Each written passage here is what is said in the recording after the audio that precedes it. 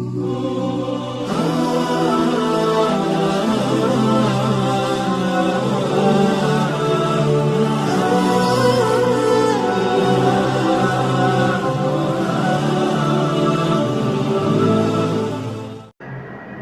علیکم ورحمۃ اللہ وبرکاتہ۔ الحمدللہ رب العالمین والصلاۃ والسلام علی نبیہ الکریم۔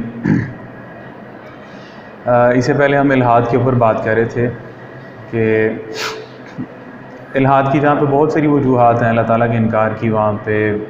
ایک وجہ آپ نے یہ بھی ڈسکس کی تھی جو ایموشنل ہے اور سائیکولوجیکل ہے، اور یہ سب سے زیادہ وجہ جو ہے وہ دنیا میں سب سے بڑی ریزن، یہ سائیکولوجیکل ریزن جو ہے وہ دنیا کے اندر پائی جاتی ہے، جس کی وجہ سے لوگ جو ہے وہ ملحد ہو جاتے ہیں یا ایتھیسٹ ہو جاتے ہیں لوگ۔ جب انسان کو زندگی میں کوئی آزمائش آتی ہے یا مصیبت آتی ہے انسان کو، تو وہ یہ سمجھتا ہے کہ یہ مصیبت یا آزمائش میرے اوپر ہی کیوں آ رہی ہے، اور اللہ تعالیٰ شاید اللہ تعالیٰ جو ہے وہ رحم نہیں کرنے والا یا محبت نہیں کرنے والا۔ تو اس چیز کو بنیاد بنا کے تو اللہ تعالیٰ کی ذات کا انکار ہی جو وہ کر دیا جائے۔ اور جتنے ایتھیسٹ لوگ ہیں ان کا ایک بڑا مقدمہ یہ ہے کہ اگر خدا جو ہے وہ if God is a merciful, if he is all powerful, اگر اللہ تعالیٰ جو ہے وہ رحم ہے، مطلب رحم کرنے والا ہے، رحمان ہے، رحیم ہے، یہ ساری پاور اس کے پاس ہے، وہ ساری قدرت رکھتا ہے ہر چیز کے اوپر، تو پھر اس نے دنیا کے اندر ایول اور سفرنگ جو ہے وہ پیدا ہی کیوں کی؟ مطلب آزمائشیں، دنیا میں زلزلے کیوں ہوتے ہیں، ڈیتھ کیوں ہے، لوگ مرتے کیوں ہیں، چھوٹے بچوں کو کینسر کیوں ہو جاتا ہے، لوگوں کے ریلیٹیوز کیوں چلے جاتے ہیں، یہ ساری کی ساری چیزیں جو ہے وہ اگر ہم یہ سمجھتے ہیں کہ اگر وہ کہتے ہیں کہ اگر اسلامک پرسپیکٹیو یہ ہے کہ God is a merciful God, he is الودود، ہی از ایکسیسولی لونگ، اگر وہ بہت زیادہ محبت کرنے والا ہے، رحم کرنے والا ہے، تو پھر وہ یہ ساری چیزیں کیوں ہونے دیتا ہے؟ یا اگر وہ ہر چیز پر قادر ہے، اگر ساری پاورز اس کے پاس ہیں، تو کیا وہ ساری مصیبتیں روک نہیں سکتا؟ تو پہلی بات تو یہ ہے کہ یہ جو مقدمہ ہے کہ اگر اللہ تعالیٰ جو ہے وہ محبت کرنے والا ہے تو پھر مصیبت کیوں ہے، اس وجہ سے اللہ تعالیٰ کا انکار کر دیا جائے، تو اس مقدمے کی بنیاد پہ اللہ تعالیٰ کا انکار تو بالکل کیا ہی نہیں جا سکتا۔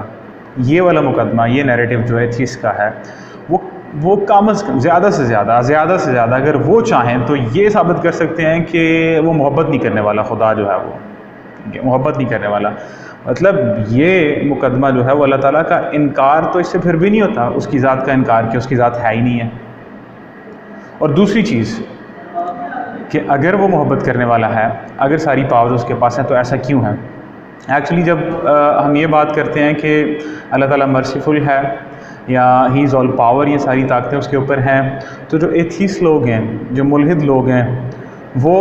اسلامک جو کانسیپٹ ہے، جو کمپریہنسو کانسیپٹ ہے اللہ تعالیٰ کی ذات کا یا اس کی باقی صفات کو اگنور کر رہے ہوتے ہیں، کہ جہاں پہ اللہ تعالیٰ جو ہے وہ، جہاں پہ اللہ تعالیٰ سب کچھ جاننے والا ہے، جہاں پہ اللہ تعالیٰ جو ہے وہ رحم کرنے والا ہے، رحمان اور رحیم ہے، وہاں پہ اللہ تعالیٰ حکیم بھی ہے، وہاں پہ اللہ تعالیٰ جو ہے وہ قدیر بھی ہے، حکیم بھی ہے۔ اگر ہمارے کہنے پہ آپ لوگ یہ مان رہے ہیں کہ اللہ تعالیٰ جو ہے محبت کرنے والا ہے، تو ہمارے کہنے پہ یہ کیوں نہیں مانتے کہ وہ حکمت والا بھی ہے؟ And there is a solid reason behind every thing that happens to us. مطلب ہمارے ساتھ جو بھی آزمائش آ رہی ہے یا دنیا کے اندر جو ہمیں نظر آ رہا ہے کہ مصیبت ہے، اس سب کے پیچھے ایک حکمت ہے۔ کبھی کبھی تو حکمت وہ ہمیں معلوم ہوتی ہے اور کبھی نہیں بھی معلوم ہوتی ہمیں، کیونکہ نالج جو ہے وہ سارے کا سارا اللہ تعالیٰ کے پاس ہے۔ ہمارے پاس کتنا اللہ تعالیٰ کی نالج ہے تو ہم اپنے نالج کا کمپیریزن ہی نہیں کر سکتے۔ He has the totality of knowledge, he has the totality of wisdom. دنیا میں کوئی بھی کام ایسا نہیں ہوتا، اگر وہ حکیم ہے تو اس کی حکمت، کچھ نہ کچھ اس میں حکمت ہوتی ہے۔ تو پھر آگے سے یہ کہا جا سکتا ہے کہ اگر اس میں حکمت ہوتی ہے تو ہم اس حکمت کو کیوں نہیں جان سکتے؟ ہماری عقل یقیناً امپرفیکٹ ہے، ہماری فیکلٹیز امپرفیکٹ ہیں، بہت ساری چیزیں ہیں ہماری دنیا کے اندر ہم نہیں سمجھ سکتے۔ یہ بالکل ایسی ہے جیسے چھوٹے بچے کو ماں باپ اس کے جھڑکتے ہیں کسی کام پہ،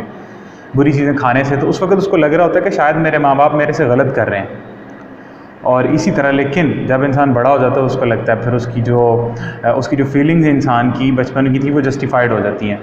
یا بالکل ہم بہت ساری چیزوں کو نہیں سمجھ سکتے اس کی حکمت، اور ہمیں کسی کے نالج کے اوپر جو ہے وہ ٹرسٹ کرنا ہوتا ہے یا اس کے اوپر بھروسہ کرنا ہوتا ہے۔ اگر کوئی بیمار شخص کسی ڈاکٹر کے پاس جاتا ہے اور ڈاکٹر جو میڈیسن اس کو جو ہے وہ سجیسٹ کر رہا ہوتا ہے، وہ آگے سے ڈاکٹر کو یہ نہیں پوچھتا تم یہ کیوں کر رہے ہو، مطلب ڈاکٹر سمجھتا ہے اس کی بیماری کی نیچر کیا ہے یا اس کو کون سی میڈیسن جو وہ دینی چاہیے، ہم ڈاکٹر کی وزڈم کے اوپر جو ہے وہ انحصار کر رہے ہوتے ہیں۔ تو جو خالق ہے، جو القدیر ہے، جو العلیم ہے، جو ہر چیز کو جاننے والا ہے، جس کے پاس ہر چیز کا نالج ہے، تو ہم اس کی حکمت کے اوپر انحصار کیوں نہیں کرتے؟ اس کی حکمت کے اوپر بھروسہ کیوں نہیں کرتے؟ اور ابن تیمیہ رحمہ اللہ نے بڑی خوبصورت بات کی ہے، انہوں نے کہا ایوری پنشمنٹ فرام گاڈ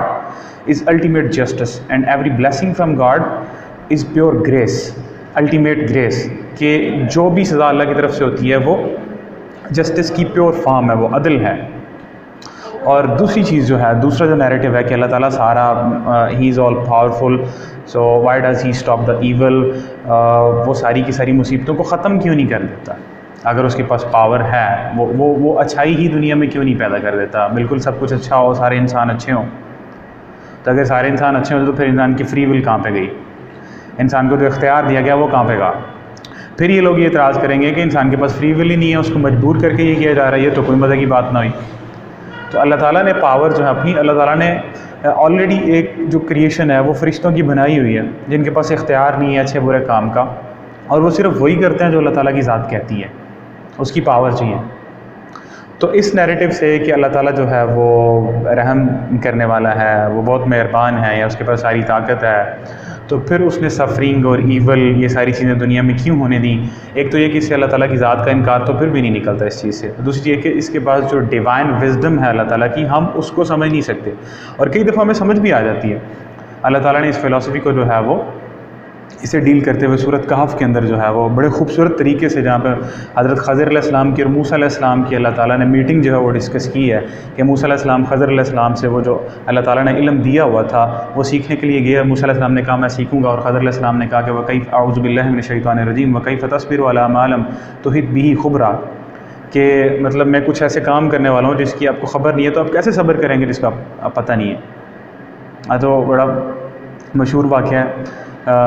سورۃ کہف کے اندر جو اللہ تعالیٰ نے بیان کیا ہے کہ کس طرح جو ہے وہ خضر علیہ السلام نے وہ بچوں کی کشتی کو توڑ دیا، پھر اس کے بعد جو ہے وہ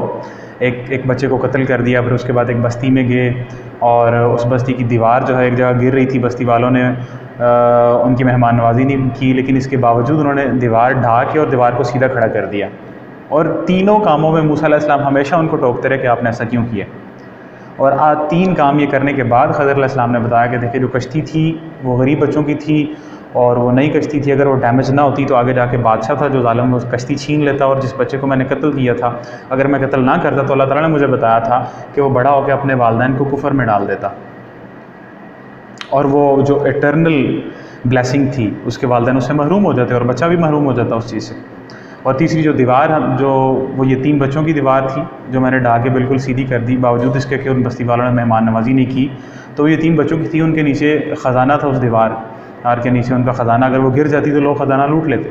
تو بہت ساری مطلب یہ ایک واقعہ بیان کر کے اللہ تعالیٰ نے ہمیں یہ سمجھایا کہ جو ڈیوائن وزڈم ہے جس کو اللہ تعالیٰ جانتا ہے، ہم نہیں جانتے، ہمیں اللہ تعالیٰ کی ذات کے اوپر بھروسہ کرنا ہے، ہمیں اللہ تعالیٰ کی ذات کے اوپر ایمان لے کے آنا ہے۔ اور دوسری چیز یہ ہے کہ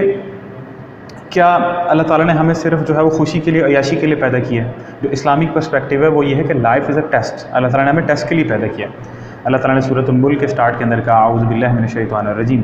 الذی خلق الموت والحیات لیبلوکم ایکم احسن عملا، کہ اللہ نے تو ہمیں پیدا ہی اس لیے کیا ہے کہ تاکہ اللہ تعالیٰ آزمائے آپ میں سے اعمال کے اعتبار سے کون اچھا ہے اور کون برا ہے۔ اگر مصیبت نہیں ہوگی تو انسان صبر کیسے کرے گا؟ صبر کی جو کوالٹی ہے، انسان کو خوشی نہیں ملے گی تو انسان شکر کیسے کرے گا؟ اگر یہ مصیبتیں اور سفرنگ نہیں ہوں گی تو انسان مصیبتوں پہ آنے والا صبر اور صبر کا اجر کیسے حاصل کرے گا؟ اور دوسری چیز کو بہت ساری مصیبتیں کچھ نہ کچھ پازیٹیوٹیز ہمیں سمجھ بھی آ رہی ہوتی ہیں کیوں ہے، کہ ارتھ کی ہوتی ہیں کہ زمین کا بیلنس جو ہے وہ مینٹین رہے، والکینوز کیوں نکلتے ہیں کہ ان میں منرل جو ہیں وہ باہر نکل آئیں۔ تو اگر کوئی حکمت ہمیں سمجھ نہیں آ رہی، اگر کوئی وزڈم ہمیں سمجھ نہیں آ رہی، تو اس کا یہ مطلب نہیں ہے کہ اس کے پیچھے وزڈم یہی ہے، اس کا مطلب یہ ہے کہ ہماری وزڈم جو ہے وہ امپرفیکٹ ہے، ہم نہیں سمجھ سکتے۔ اور اس کی دنیاوی جو ہے معاملات کے اندر بہت ساری مثالیں ہیں، ہم اپنی عقل جو ہے، ہماری وزڈم جو ہماری ریشنالٹی ہے وہ امپرفیکٹ ہے۔ اللہ تعالیٰ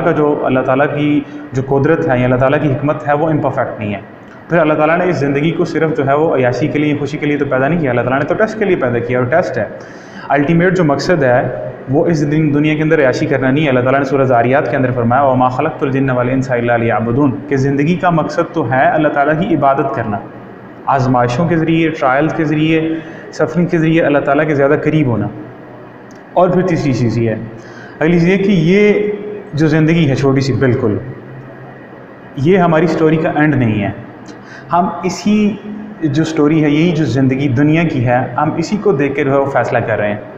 یہ تو اینڈ نہیں ہے، یہ تو میرے خیال سے ایک فرسٹ لائن بھی نہیں ہے ہماری سٹوری کی. مطلب یہ ایک لمیٹڈ ہے and after life it is an unlimited. How can it be compare to the after life? ہم اس کا تو کمپیریزن ہی آخرت کے ساتھ نہیں کر سکتے. یہاں پہ تو ہماری سٹوری ختم ہی نہیں ہو رہی. اور میرے خیال سے اگر کوئی بندہ کسی کو چوائس دے کہ یہاں پہ انسان مشکلات والی زندگی گزار لے اور آگے ہمیشہ کی زندگی ہے، ایٹرنل ہیپینس ہے، جنت میں جانا ہے، تو میرے خیال سے کوئی بری چوائس تو نہیں ہوگی. تو اللہ تعالیٰ